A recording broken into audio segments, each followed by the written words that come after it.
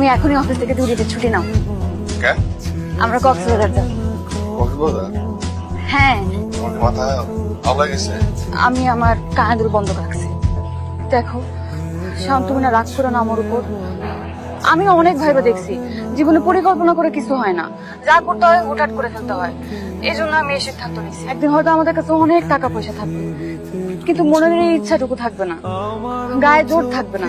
তুমি হয়তো কাজে কর্মে অনেক ব্যস্ত হয়ে পড়বা, হয়তো আমাদের মাঝে এরকম ভালোবাসাও থাকবে না। দুজনে বুড়াবুড়ি হয়ে যাব, এক পা থাকবে কবরে, আর ওই সময়টা তো আমরা আফসোস করবো।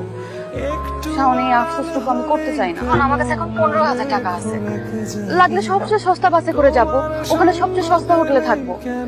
আর যদি খুবই বিপদ হয়ে যায়, একবেলা না খেয়ে থাক। যাইতে চাই, তোমার সাথে যাইতে চাই।